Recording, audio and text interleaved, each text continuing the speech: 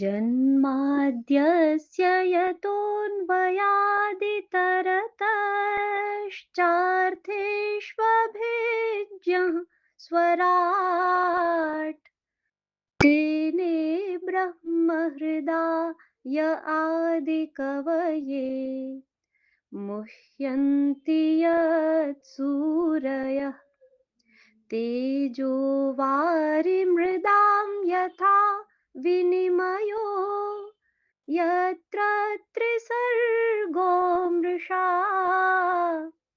धाम्ना स्वेन सदा निरस्तकुहकं सत्यं परं धीमहि बर्हापीडं नटवरवपुः कर्णयोः कर्णिकारम् बिभ्रद्वासः कनककपिशम् वैजयन्तीं च मालाम् रन्ध्रान् वेणोरधरसुधया पूरयन् गोपवृन्दैर्वृन्दारण्यं स्वपदरमणं प्राविशद् गीतकीर्तिः अहो बकीयं स्तनकालकूटम् जिघांसया पाययदप्यसाध्वी लेभे गतिं धात्र्योचितां ततोऽन्यम् कं वा दयालुं शरणं व्रजेम। अध्याय 7 परीक्षित की परम गति। पृष्ठ संख्या 442 से। साष्टांग प्रणाम। सूर्य नारायण की महिमा इतनी अधिक है कि इन्हें तो केवल साष्टांग दंडवत प्रणाम करने से ही इनकी आराधना संपन्न हो जाती है। विधि पूर्वक साष्टांग सूर्य नमस्कार में 12 बार अलग अलग नाम मंत्रों के श्रद्धा भक्ति पूर्वक उच्चारण करते व इन मंत्रों के भावों में भावित होते हुए मानसिक समर्पण सहित साष्टांग दंडवत प्रणाम करने का शास्त्रीय विधान है। ऐसे साष्टांग प्रणाम में तन के साथ मन का समर्पण तो अपने आप होता है। इन 12 नाम मंत्रों में द्वितीय नाम मंत्र है रवये नमः। हे रवि, आपको नमस्कार है। यह रवि शब्द रु शब्दे धातु से निष्पन्न होता है।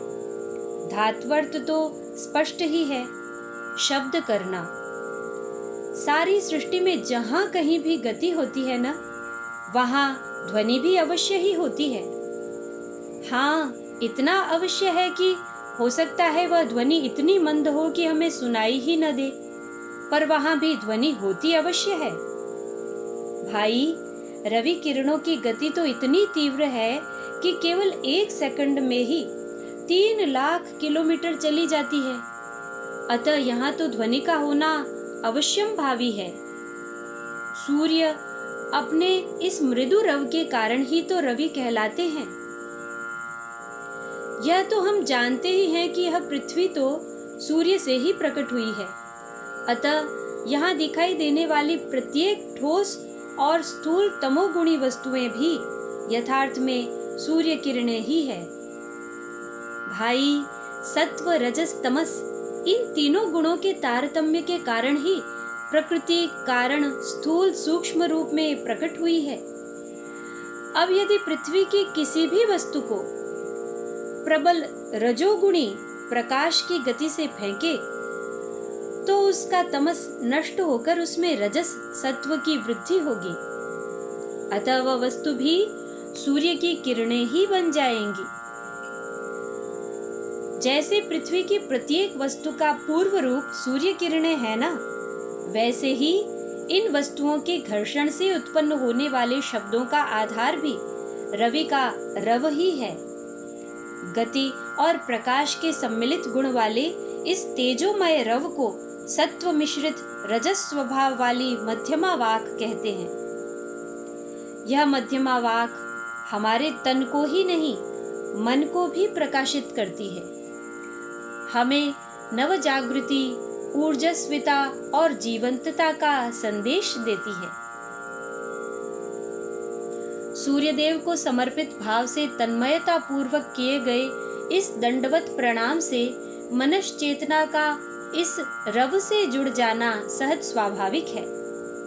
रवि के रव से इस तादात्म्य का पहला परिणाम तो यह होता है कि हमारे मन में अस्वाभाविक अनियंत्रित इच्छाओं, तृष्णाओं, वासनाओं के संघर्ष से उत्पन्न जो राव हमें दुखी करता है वह शांत हो जाता है। पर यह तो प्रारंभिक चरण है। हमने तो वैखरी से परा तक की पर्याप्त चर्चा की है। आप उसका चिंतन करते हुए वैखरी वाणी से बोलिए, रवये नमः। अब सूर्य किरणों में मध्यमा वाक के रूप में स्पंदित होने वाले रवि के मृदु रव का अंतर्मन में आत्म भाव पूर्वक अनुभव करते हुए इस सूर्य सेतु से अंतर यात्रा करते हुए परा में प्रतिष्ठित होने की सत्साधना करिए। यह तो सूर्याराधन की हमारे स्तर की हमारे लिए सामान्य चर्चा हुई। प्रौढ़ साधकों के लिए महायोगी पतंजलि का निर्देश है कि सूर्य में संयम करें। संयम की परिभाषा देते हुए वे कहते हैं कि धारणा, ध्यान, समाधि तीनों का एकत्र हो जाना ही संयम है। आगे कहते हैं, सूर्य में संयम से भुवन का ज्ञान होता है। यह बहुत ही गंभीर विषय है। अतः जब हम राजयोग की गहन गंभीर चर्चा करेंगे ना, तभी संयम के यथार्थ को जानेंगे। अभी तो हमारे लिए केवल इतना जानना ही पर्याप्त है कि हमने अब तक सूर्य को लेकर जो इतनी चर्चा की है ना, उनमें से अनेक सिद्धांतों को आचार्यों ने संयम से ही जाना था। अधिभूत से अध्यात्म हमें स्थूल नेत्रों से जिस सूर्य के दर्शन होते हैं, जो सूर्य अपनी तेजस्विनी रश्मियों के रूप में हम तक आते हैं, यह इनका आधि भौतिक रूप है। स्थूल नेत्रों से दिखाई देने वाले इस आधि भौतिक पिंड में ही चिन्मय सूर्यदेव निवास करते हुए सारे सौर मंडल का नियमन करते हैं। यह इनका आधिदैविक रूप है। पर भाई, जो सर्वव्यापक सत्ता सबके आधार के रूप में यत्र तत्र सर्वत्र प्रतिष्ठित है, वह तो सूर्य में भी है, चंद्र में भी है, पृथ्वी में भी है, अरे हम में भी है। अपने एक समान स्वरूप में सब में है। उनका सूर्य नारायण के रूप में अनुभव करना इन सूर्य नारायण का और हमारा भी आध्यात्मिक स्वरूप है। आप हमारी पूर्व चर्चा का स्मरण करते हुए अधिभूत, अधिदैव, अध्यात्म की दृष्टि से अंतर यात्रा करिए।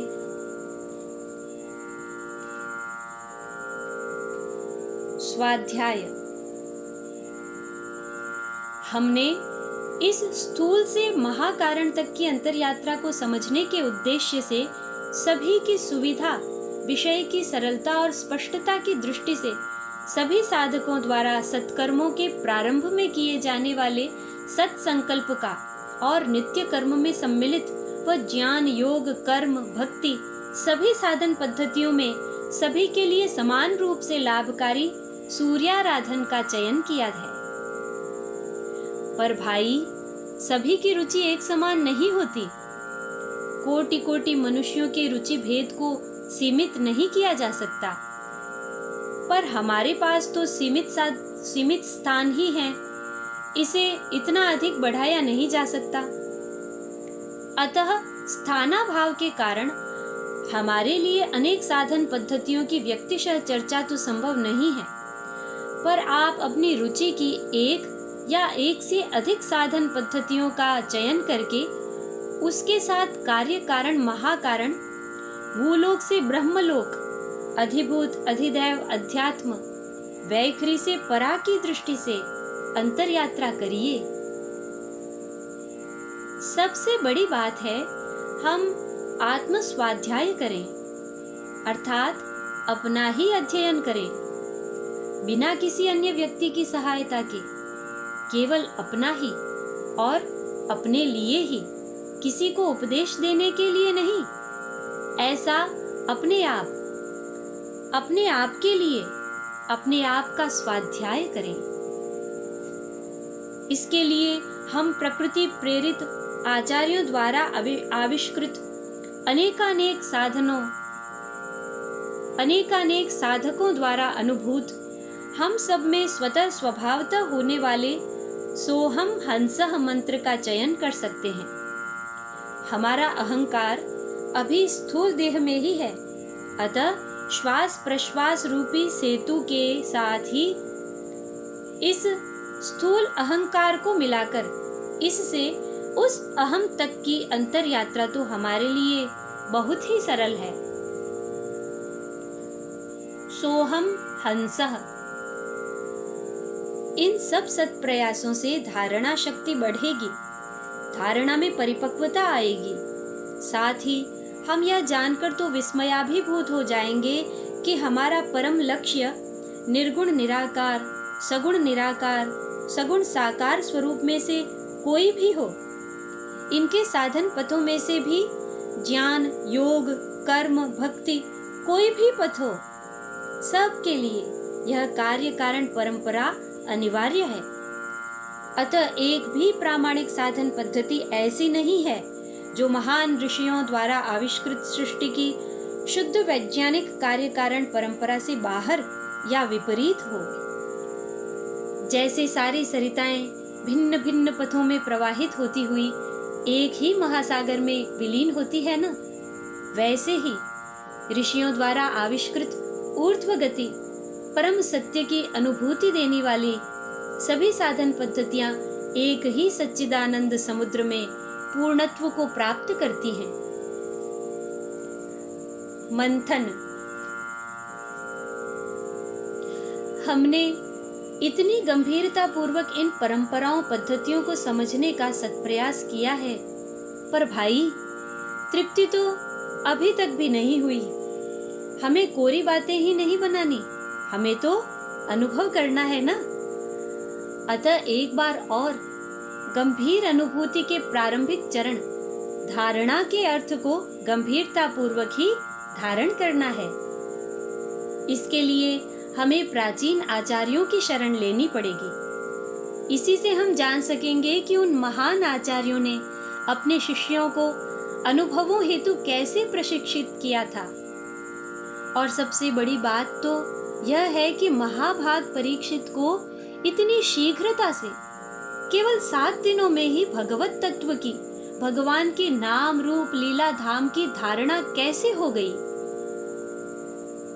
हमारे पास भी वे ही कारण है, सृष्टि के नियम भी वही हैं, अनुभव की प्रक्रिया भी वही है, कहीं भी कुछ भी परिवर्तन नहीं हुआ है। अतः हमारे लिए भी तो वही होने वाला है।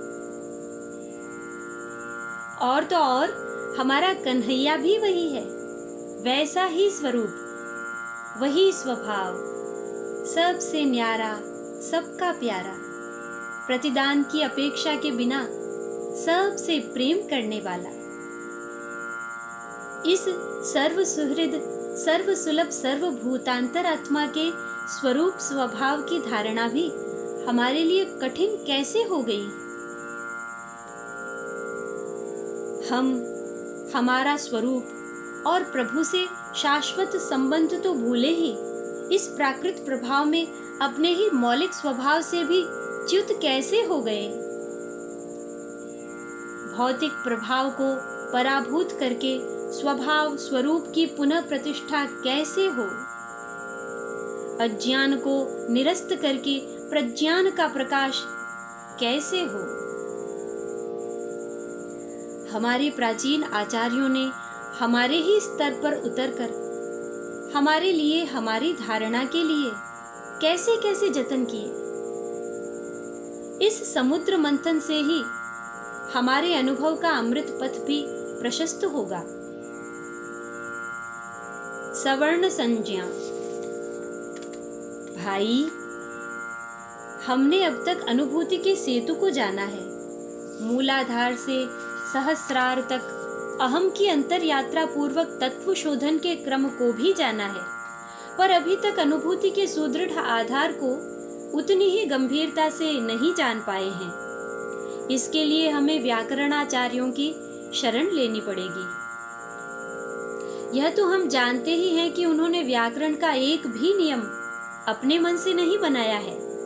जो सृष्टि में पहले से प्रतिष्ठित है, मात्र उसे ही हमारी अनुभूति व अभिव्यक्ति हेतु परिभाषित किया है। इन आचार्यों ने एक नियम बनाया है। री व री के उच्चारण स्थान भिन्न भिन्न होने पर भी इनकी सवर्ण संज्ञा होगी। यह नियम सब स्वरों पर प्रभावी नहीं है, अपवाद रूप है। अतः आइए हम इसके प्राकृत कारण का अन्वेषण करते हैं। हमने पूर्व में स्वर व्यंजनों के उच्चारण स्थानों व इनके आभ्यंतर और बाह्य यत्नों की पर्याप्त चर्चा की है। उस समय इस ओर तो अवश्य ही आपका ध्यान गया होगा कि देश, उदात्त अनुदात्त स्वरित व काल, ह्रस्व दीर्घ प्लुत को लेकर सारे ही भेद भावों के धारक वाहक स्वरों के ही होते हैं, और वायु अथवा प्राण को लेकर बहिर्मुखी भाव से अल्प प्राण, महाप्राण और विवार संवार आदि सारे ही भेद भावों के अभिव्यंजक व्यंजनों के ही होते हैं।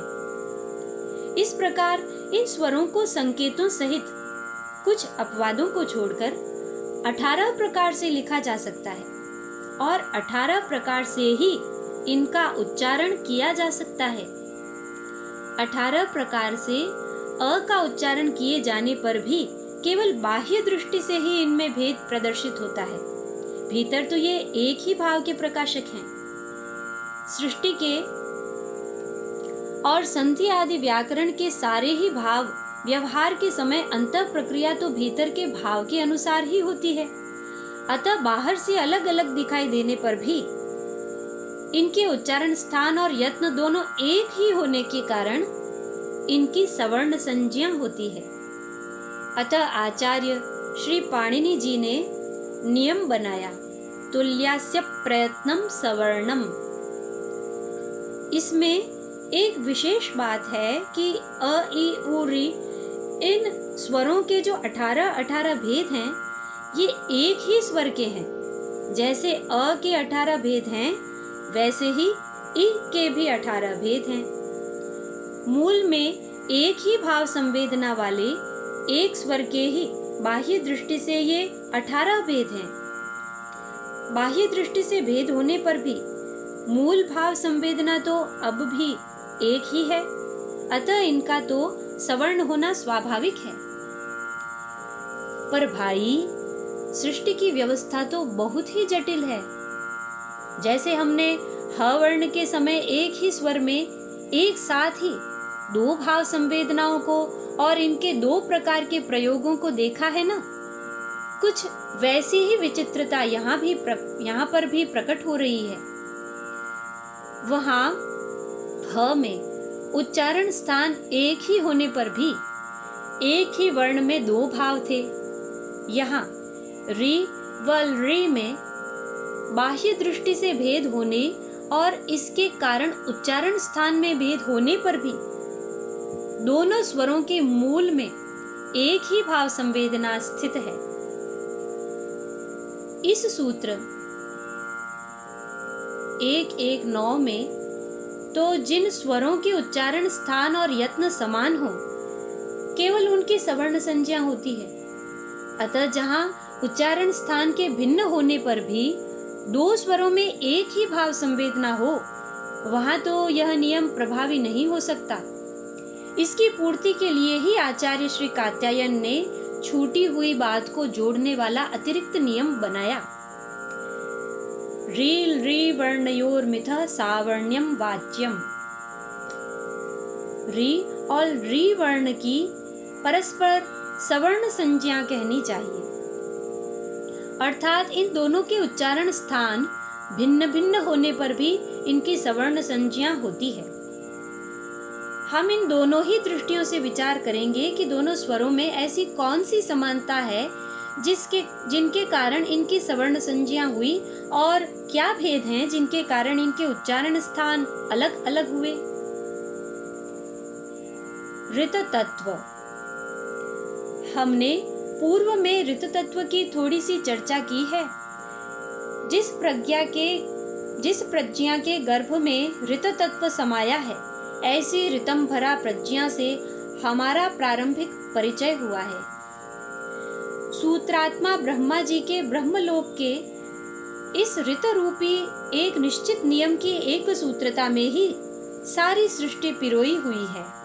यह गरिमामय शब्द ऋत री गति प्रापणयोः मूल धातु से निष्पन्न हुआ है, जिसका सरल अर्थ है स्थिर रहना और पहुंचना, अपने भाव में स्थिर रहते हुए गति करना, पहुंचना।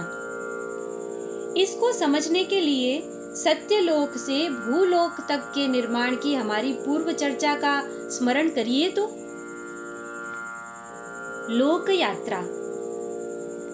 सत्यलोक तो वैसा का वैसा ही रहा, पर ब्रह्मोदन और प्रवर्ग्य रूपी परंपरा के कारण उसमें से ही तपलोक प्रकट हुआ, और तपोलोक भी वैसा का वैसा ही रहा, पर इसी कार्य कारण परंपरा के कारण ब्रह्मोदन के रूप में अपने आप में स्थित रहते हुए ही प्रवर्ग्य के रूप में इसमें गति प्रकट हुई और इससे जनालोक का निर्माण हुआ।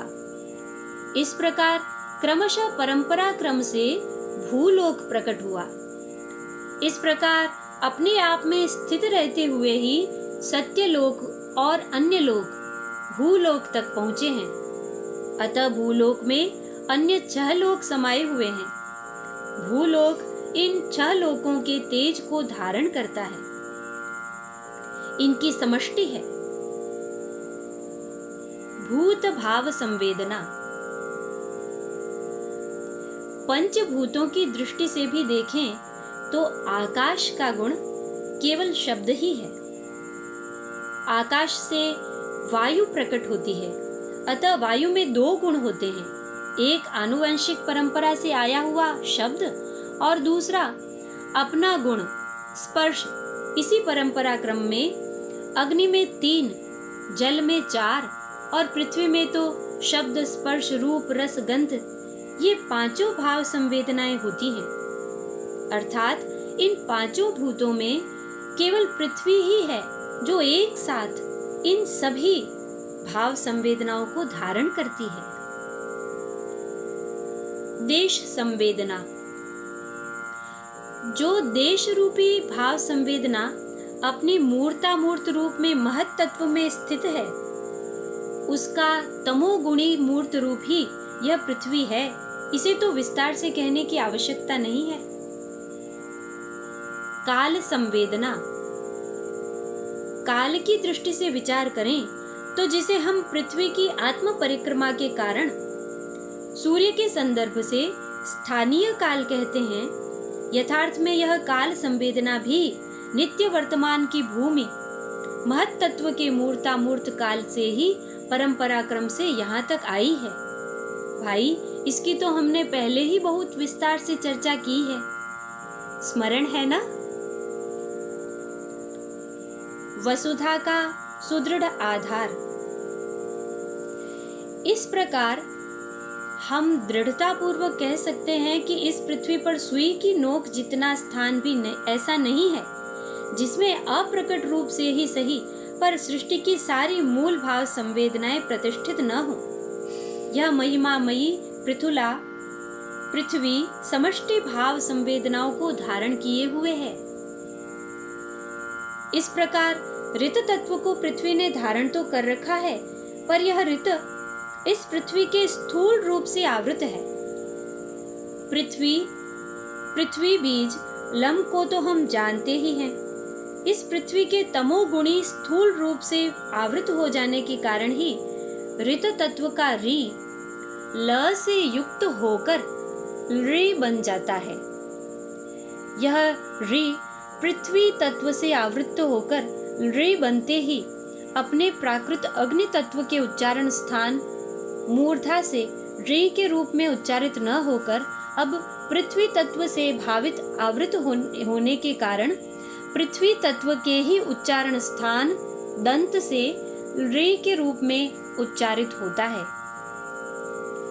इतना सब होने, दोनों स्वर अलग अलग होने व इनके उच्चारण स्थान भी भिन्न भिन्न होने पर भी दोनों की मूल भाव संवेदनाएं एक ही होने व सृष्टि में व्यवहार के समय यत्न एक ही होने, संधि आदि के समय आंतरिक प्रक्रियाएं भी एक जैसी ही होने के कारण, अर्थात बाह्य रूप से वर्णों की आकृति में भेद होने पर भी प्रकृति में समानता के कारण इनकी सवर्ण संज्ञा होती है। अन्य स्वरों के तो अधिकतम 18 भेद ही होते हैं, पर इस सवर्ण संज्ञा के कारण ही री के 18 व री के दीर्घ नहीं होने के कारण 12 भेदों को मिलाकर 30 भेद हो जाते हैं। इससे सृष्टि की प्रक्रियाओं में भी और व्याकरण की प्रक्रियाओं में भी बहुत रोचक तथ्य प्रकट होते हैं। आचार्य का एक ही आदेश समान रूप से इन सभी 30 भेदों में प्रभावी हो जाता है। आप इनके प्रयोग के समय इस तथ्य को ध्यान से देखिएगा। मूलाधार, जैसे पृथ्वी ने सभी भाव संवेदनाओं को धारण कर रखा है ना, ऐसे ही सुषुम्ना पथ में स्थित पृथ्वी तत्व की प्रधानता वाले प्रथम चक्र मूलाधार ने आज्ञा चक्र से स्वाधिष्ठान तक की उपयुक्त देश कालादि सभी भाव संवेदनाओं को धारण कर रखा है। इसी कारण तो इसे मूलाधार कहते हैं। तंत्र की समयाचार पद्धति के महान आचार्यों ने तो इससे भी एक पद आगे बढ़कर इस मूलाधार की तो जहाँ परम पद का प्रकाश होता है उस सहस्रार से समानता दर्शाकर इसे भी अधः सहस्रार जैसी श्रेष्ठ संज्ञा दी है। हम यथास्थान इसे विस्तार देंगे। आधार भूमि विश्वास, पार्थिव देह और पार्थिव संबंधों के आकर्षण से क्रमशः मुक्त होते हुए हमारे आत्म चैतन्य के आंतरिक विस्तार की अंतर यात्रा इस मूलाधार से ही प्रारंभ होती है। यह तो हम जानते ही हैं कि ऊपर छलांग लगानी हो तो नीचे ठोस भूमि चाहिए। दलदल वाली भूमि से ऊंची छलांग नहीं लगाई जा सकती। इसी कारण हमारे सभी आचार्य हमारी अंतर यात्रा के प्रारंभिक केंद्र मूलाधार को सुदृढ़ बनाने पर बहुत बल देते हैं। योग, ज्ञान, भक्ति सभी पथों की दृष्टि से एकमात्र विश्वास, संशय रहित सशक्त विश्वास, जाज्वल्यमान विश्वास ही वह सुदृढ़ आधार है जिस पर हृदय मंदिर का निर्माण होता है। आत्मविश्वास। आपको एक बहुत ही रोचक बात बताऊं। जिस विश्वास की इतनी महिमा है, भगवान पर उस विश्वास का होना या न होना केवल और केवल हमारे ऊपर ही निर्भर है। हाँ, किसी भी अन्य व्यक्ति पर विश्वास होना या न होना उसका हमारे साथ व्यवहार कैसा है इस पर निर्भर है, किंतु भगवान पर विश्वास होना तो हम पर ही निर्भर है।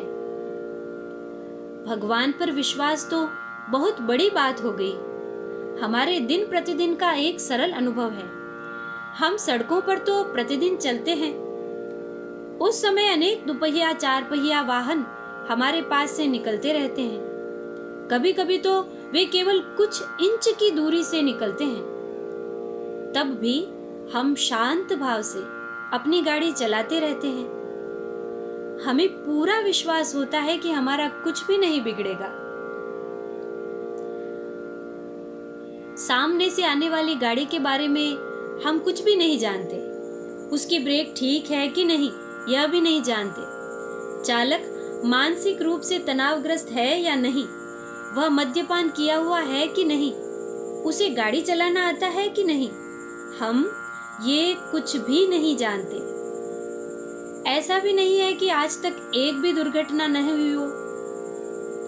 यह कितने आश्चर्य की बात है कि ऐसी परिस्थिति में भी, इतना सब न जानने पर भी हम सहज रहते हैं, हमारा आत्मविश्वास बना रहता है।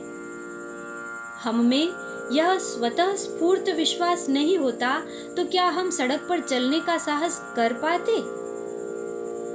आप थोड़ा सोचिए तो, हमारे इस विश्वास का आधार सामने वाला अनजान चालक तो हो ही नहीं सकता। तब कौन है रे भाई? जब यह सांसारिक बाह्य यात्रा भी हमारे ही विश्वास पर चलती है, तब भगवान की ओर अंतर यात्रा भी हमारे ही भगवान पर विश्वास से चलेगी। यह तो स्वतः सिद्ध है। आस्था और विश्वास हमारे श्वास के साथ ही विश्वास का जन्म होता है। अतः हमारी अस्मिता से आस्था और विश्वास में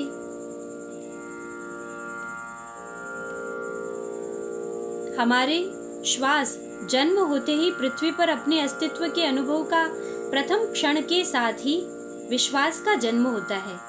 अतः हमारी अस्मिता से आस्था और श्वास से विश्वास में ऐसा नैसर्गिक संबंध है कि ये आवृत भले हो जाएं, पर इन्हें कभी भी हमसे अलग नहीं किया जा सकता। इसी कारण हमारे महान आचार्यों ने हमारे अंतःस्थल में स्वभावतः प्रतिष्ठित आस्था और विश्वास को कहीं बाहर से लाने के लिए नहीं, जागृत करने के लिए अनेक उपाय किए हैं। यह तो हम जानते ही हैं कि श्वास सम होते हैं तो विश्वास का जन्म होता है, और योग साधना तो प्राण प्रधान साधना ही है। अतः हठ योग के आचार्य प्राणायाम के द्वारा ही श्वास को सम करने का प्रयास करते हैं। इसके साथ अनेक क्रियाएं, मुद्राएं, आसन आदि तो शरीर की शुद्धि पूर्वक विशिष्ट विशिष्ट अंगों में प्राण के प्रवाह को सुव्यवस्थित करने अथवा विशिष्ट भाव से अन्वित भाव प्राण को विश्वास पूर्वक अंतःकरण, आज्ञा आदि षट चक्रों में स्थिर करने के लिए ही है। विषम श्वास के विषम होने का सामान्य कारण हमारी अनियमित दिनचर्या और असंतुलित आहार है, परंतु विशेष कारण तो हमारा विषमय व्यवहार है।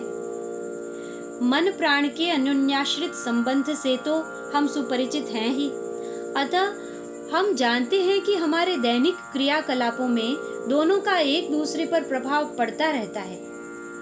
विष के समान हमारे अनैतिक आचरणों का बहुत ही गंभीर प्रभाव प्राण पर पड़ता है।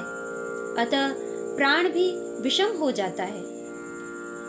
प्राण के विषम होते ही भगवान से नित्य संबंध का बोध धूमिल हो जाता है, अर्थात भगवान पर, अपने आप पर, आत्म स्वरूप पर भी अविश्वास हो जाता है।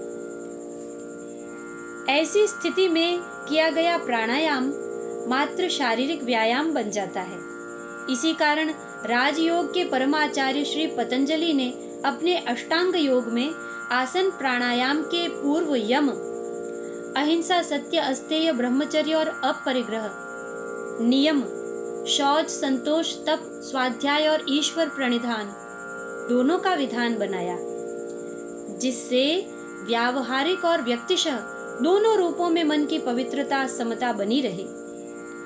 ज्ञान योग के आचार्यों ने इसी समत्व के लिए साधन चतुष्टय का विधान किया है। इस साधन चतुष्टय के अंतर्गत ही षट संपत्ति से शरीर मन पवित्र होते हैं और नित्य अनित्य का विवेक होता है। मन सकारात्मक भाव को लेकर किसी एक विषय पर स्थिर हो जाए तब श्वास सम और स्थिर हो जाते हैं, वह अनित्य पदार्थों का आकर्षण न रहे तब भी संसार से निर्लिप्त मन में स्वतः आत्म परमात्मा स्वरूप पर विश्वास हो जाता है। इसी कारण ज्ञान योग में साधन चतुष्टय की बड़ी महिमा है। इसके अभाव में किया गया ब्रह्म चिंतन तो केवल बौद्धिक व्यायाम है। भक्ति योग की सारी साधना भाव को लेकर ही होती है। अतः ये आचार्य तो विश्वास की जागृति के लिए भी समर्पित भाव से भगवान पर ही निर्भर होकर भगवान नाम जप, प्रार्थना और भक्तों का संग करने का ही निर्देश देते हैं।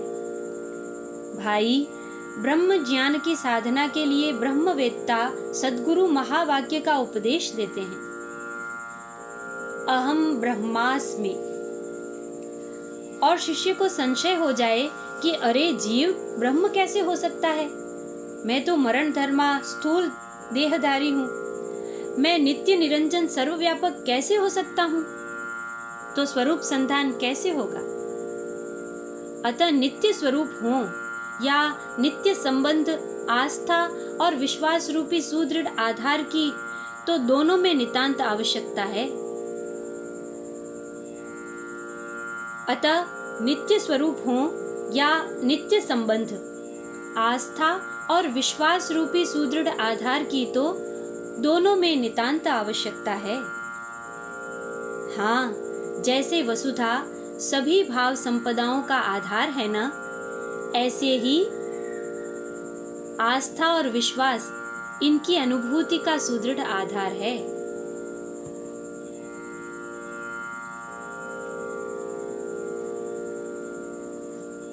परमहंस शिरोमणि श्री सुखदेव जी महाराज ने तो समय की न्यूनता और परिस्थिति की गंभीरता को देखते हुए इन सभी उपायों का अवलंबन लिया है। हमने तो देखा ही था कि वे ज्ञान, योग, भक्ति आदि सभी साधनों की चर्चा के समय बार बार श्वास को जीतो कहकर विश्वास का ही महिमा मंडन कर रहे हैं। विश्वास व्यवहार। अभी हमने केवल सैद्धांतिक रूप से ही आस्था और विश्वास की महिमा को जाना है। अंतःस्थित विश्वास, आत्म धरोहर विश्वास को जागृत करने के उपायों को भी पहचाना है। पर यह विश्वास प्रायोगिक रूप से ज्ञान, योग, भक्ति पथ को कैसे प्रकाशित करता है, यह जानना तो अभी शेष है। अध्यात्म में विश्वास की व्यावहारिक भूमिका को विधिवत जानने से ही यह विश्वास रूपी सुदृढ़ आधार हमारे साधन को शक्ति देगा।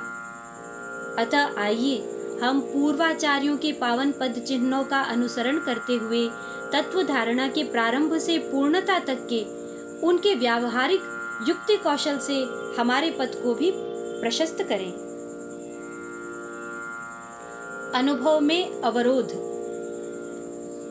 हम परम सत्य की धारणा का गंभीर प्रयास कर रहे हैं, परंतु जो परिणाम को प्राप्त होता है ना, उसी का तो विभिन्न प्रमाणों से परिमाण ज्ञात किया जाता है। उसी का तो विभिन्न प्रमाणों से परिमाण ज्ञात किया जा सकता है, जो सर्वत्र समान रूप से व्यापक और सबका परम आधार होते हुए भी परिणमित नहीं होता।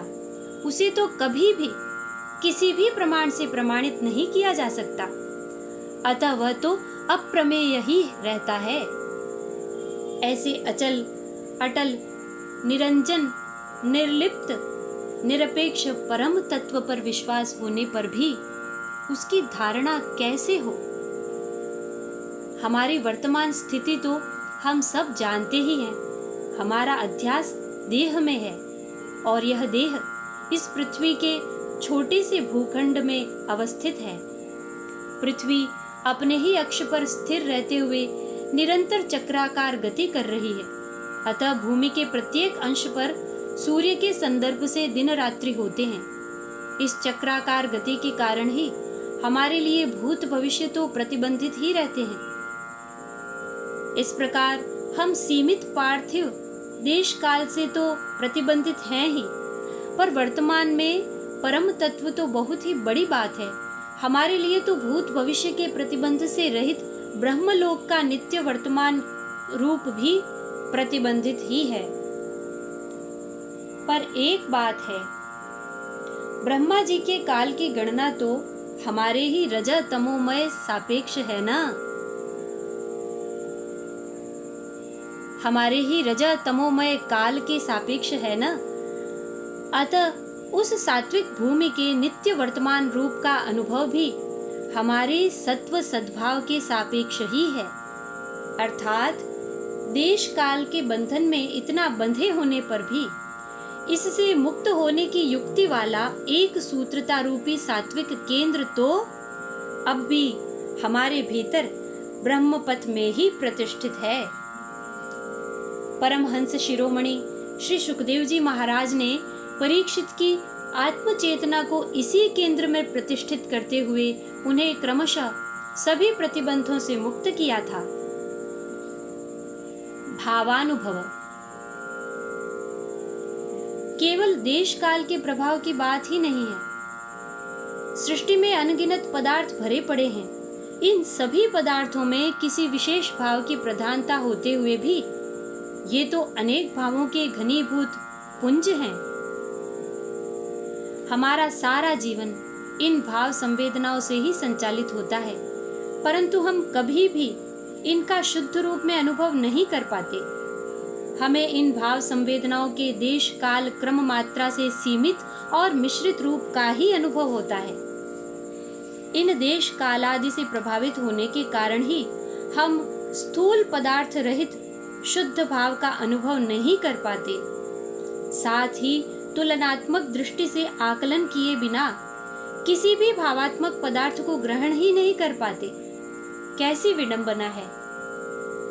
किसी भी भाव के अनुभव के लिए हमें उस भाव से भावित पदार्थ का ही चयन करना पड़ता है, पर तब भी हमें तुलनात्मक दृष्टि से ही उस भाव का अनुभव होता है। उदाहरणार्थ, हल्कापन एक भाववाचक संज्ञा शब्द है, पर बिना किसी हल्के पदार्थ के हम हल्केपन का अनुभव नहीं कर पाते। वह वस्तु हल्की है, यह भी हम तुलनात्मक दृष्टि से ही कहते हैं। कोई हमसे आग्रह करे कि हल्केपन का ध्यान करो, पर यह बहुत ही हल्का दिखने वाला कार्य भी हमारे लिए तो असंभव होगा। भाई, जिसका अहम स्थूल देह में ही है, वह वस्तु रहित भाव का अनुभव कैसे करे। अर्थात रुई हल्की है, यह हमारा अनुभव है, अतः रुई के साथ ही हल्केपन की धारणा संभव है। और रुई हल्की है, यह भी उससे भारी वस्तुओं से तुलना करके ही कह पाते हैं। हल्केपन के गंभीर अनुभव के लिए हमें रुई से आत्मभाव जोड़कर ही इसकी अपृथक धारणा करनी पड़ती है। रुई हल्की है, यह हम निसंशय रूप से जानते हैं, अतः रुई के साथ साथ हल्केपन की धारणा तो अपने आप होती है, अलग से करनी नहीं पड़ती। यह तो हम जानते ही हैं कि धारणा के समय हमारे मानस नेत्रों के सम्मुख स्थूल रुई नहीं होती, वह तो घनीभूत ऊर्जा ही होती है, पर उसके साथ स्थूलता का भाव जुड़ा होता है। धारणा परिपक्व होने पर स्वतः ध्यान में परिणत हो जाती है, अतः हमारे स्थूल देहाध्यास के साथ ही साथ रुई का स्थूल भाव वाला रूप भी तिरोहित हो जाता है। केवल और केवल हल्केपन का भाव ही व्याप्त रहता है। ध्यान से देखिए तो इसमें प्राकृत व्यवस्था अनुसार क्या क्या घटित होता है। अनुभव के सोपान। हमारा साध्य तो हल्केपन का भाव ही होता है, पर हमें साधन के रूप में रुई को अपनाना पड़ता है। 2. साध्य की प्राप्ति के पूर्व क्षण में साधन रुई को छोड़ना पड़ता है, अतः साधन को अपनाए बिना भी साध्य की उपलब्धि नहीं हो सकती और साधन को छोड़े बिना भी साध्य की सिद्धि नहीं हो सकती। 3. धारणा के प्रारंभ में हमें करण के रूप में मन के साथ नेत्र इंद्रिय शक्ति का भी सहयोग लेना पड़ता है, पर पूर्णता में तो दर्शनेंद्रिय की शक्ति मन में मिल जाती है। अतः करणों की समन्वित शक्ति से ही यह धारणा होती है। 4. रुई हल्की होती है, यह हम अन्य से तुलना करके ही कह पाते हैं, पर ध्यान की गंभीर स्थिति में रुई के तिरोहित हो जाने से वस्तु रहित शुद्ध भाव में अन्य से तुलना नहीं रहती। अतः हम क्रमशः द्वंद्व से निर्द्वंद्व अवस्था, सापेक्षता से निरपेक्षता की ओर बढ़ जाते हैं। 5. पार्थिव पदार्थों से ऐसी निरपेक्षता होने पर भी अन्य लोकों की दृष्टि से तो यह सापेक्षता बनी ही रहती है, अतः पूर्ण निरपेक्षता प्रकट नहीं हो पाती। 6. स्थूल वस्तु से प्रकट होने वाले किसी भाव की धारणा में वस्तु के स्थूल प्रभाव से भाव भी रजस तमस मिश्रित ही रहता है, पर वस्तु रहित भाव धारणा तो अपेक्षाकृत शुद्ध सात्विक ही होती है। 7. वस्तु के साथ भाव की प्रारंभिक धारणा के समय धारक और ध्येय में दूरी रहती है, अतः मैं यह का भेद बना रहता है, परंतु पूर्णता में तो केवल शुद्ध भाव ही शेष रहता है। अतः पूर्ण आत्मभाव होते ही जो यह है वह मैं हो जाता है। अब तो रुई के नहीं, अपने आप के हल्केपन का अनुभव होता है, और साथ ही साथ उस भाव के जितना ही आत्म चैतन्य के आंतरिक विस्तार का भी अनुभव होता है। आचार्य साक्षी।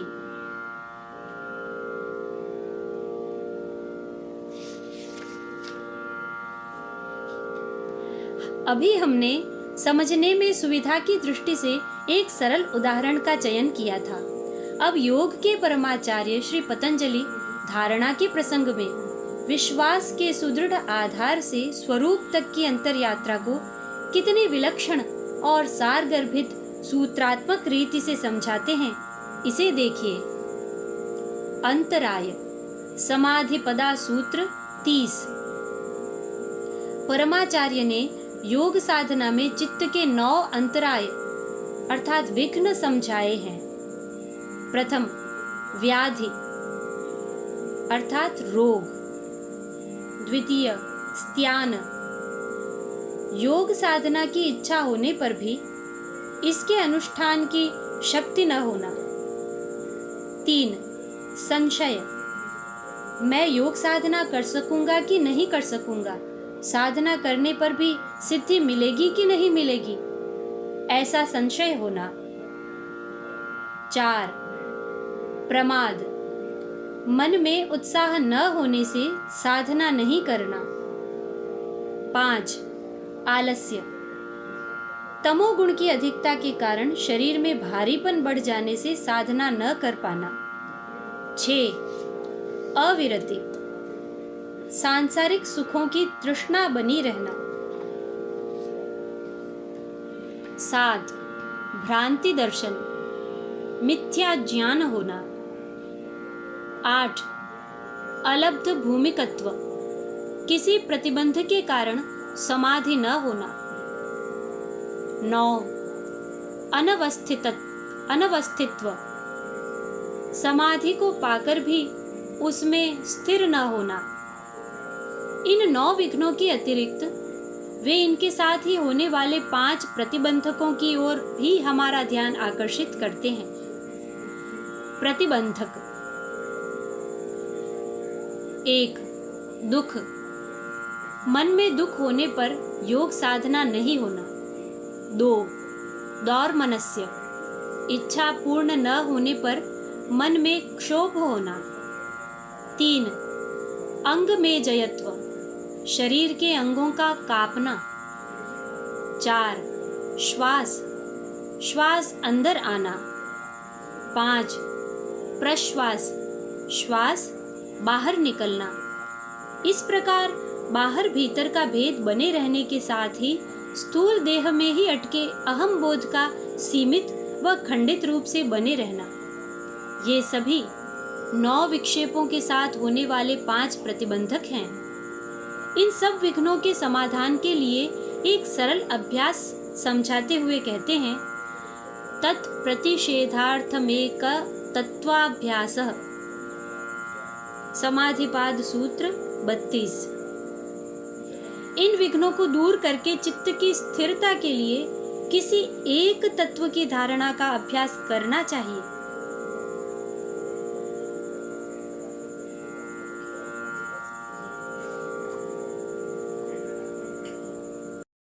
योग धारणा। इसके पश्चात परमाचार्य ने चित्त को स्थिर करने के लिए 6 धारणाएं समझाई हैं। उनमें से एक धारणा है वीतराग विषयम वा चित्तम। समाधिपाद सूत्र 1।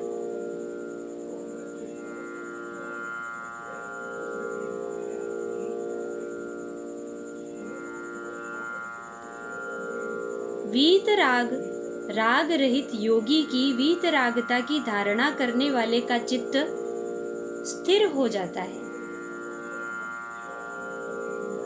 अच्छा, आप बतलाइए तो वीतराग का अर्थ क्या है? हमारी इस चर्चा में ऐसे अनेक शब्दों का प्रयोग हुआ है जिनका अर्थ केवल वे अनुभव ही हैं जिनके लिए ये शब्द प्रयुक्त हुए हैं। अतः हमें बहुत ही गंभीरता पूर्वक हृदय में इस सिद्धांत को धारण करना है कि अनुभव के अतिरिक्त अन्य कोई भी पर्यायवाची शब्द इन शब्दों का अर्थ नहीं है, नहीं है, नहीं है। हमें यह गुरु गंभीर अनुभव कैसे हो? हमारा आत्मभाव अभी स्थूल देह में ही है और वीतरागता तो आत्मचेतना की एक उच्च स्थिति है। अतः सीधे ही इसकी धारणा संभव नहीं है। वीतराग योगी स्थूल देहधारी हैं। अतः प्रारंभ में इनके स्थूल रूप का ध्यान हमारे लिए सरल है। हमें पूर्ण विश्वास है कि ये महापुरुष वीतराग हैं। अतः इनके ध्यान के साथ ही वीतरागता का ध्यान तो अपने आप होता है। ये महापुरुष वीतराग हैं कि नहीं, ऐसा थोड़ा सा भी संशय होते ही यह ध्यान नहीं होता। गुणी के बिना गुण की धारणा नहीं होती।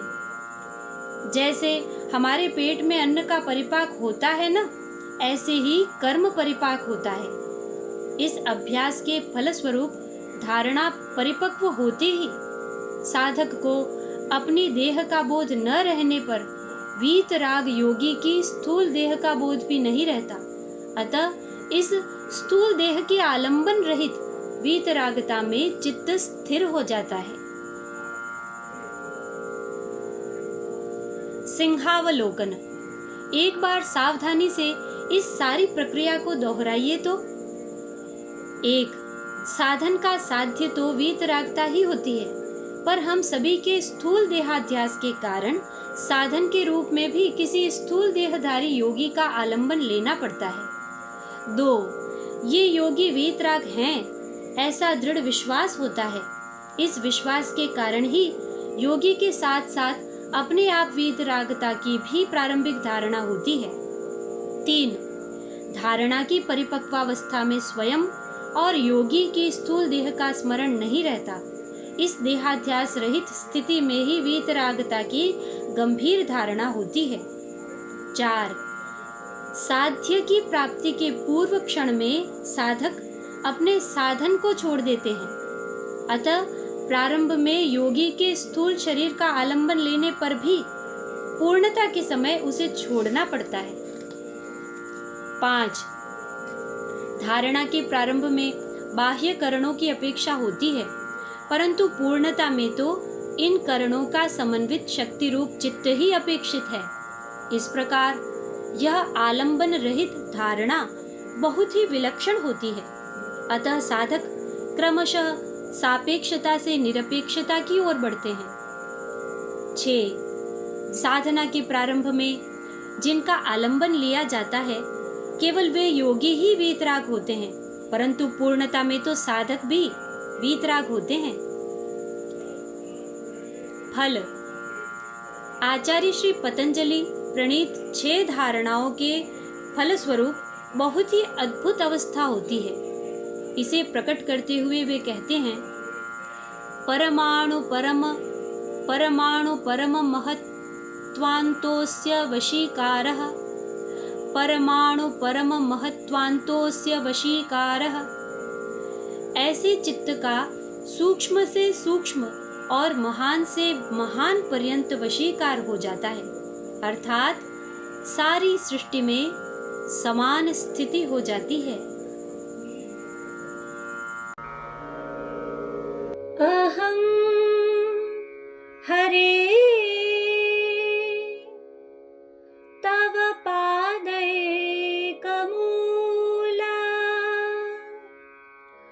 दासानुदासो भवितास्मि भूयः, मनः स्मरेतासु पतेर्गुणांस्ते,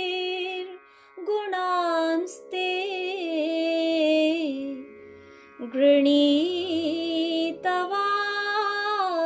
कर्म करोतु कायः, न नाकपृष्ठं न च पारमेष्ठ्यं,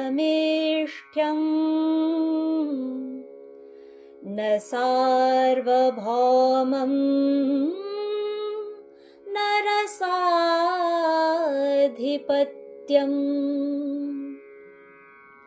न योगसिद्धिरपुनर्भवं वा,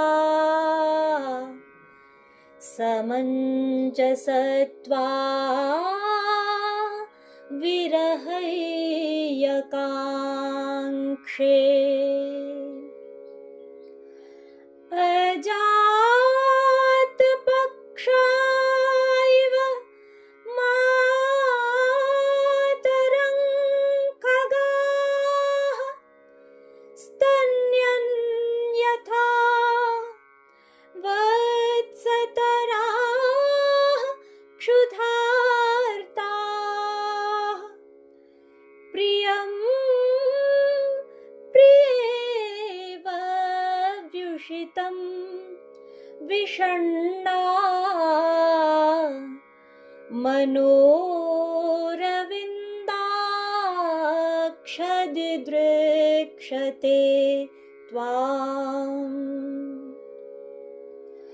ममोत्तमश्लोकजनेषु सख्यम्, संसारचक्रे भ्रमतः स्वकर्मभिः,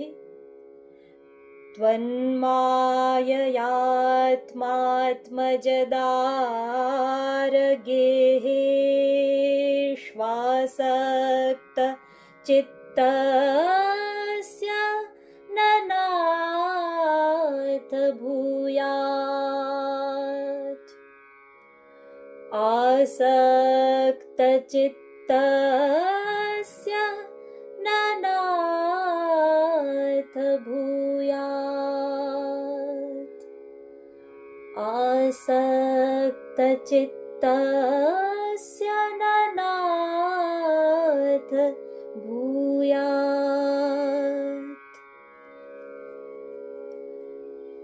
ॐ पूर्णमदः पूर्णमिदं पूर्णात् पूर्णमुदच्यते,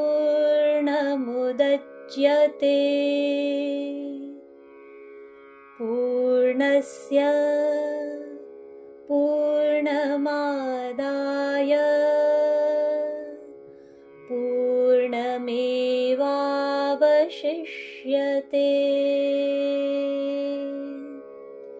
ॐ शान्तिः शान्तिः शान्तिः। कृष्णाय वासुदेवाय हरये परमात्मने प्रणतः क्लेशनाशाय गोविन्दाय नमो नमः। कृष्णाय वासुदेवाय देवकीनन्दनाय च नन्दगोपकुमाराय गोविन्दाय नमो नमः। गोविन्दाय नमो नमः। गोविन्दाय नमो नमः। श्रीकृष्णार्पणमस्तु।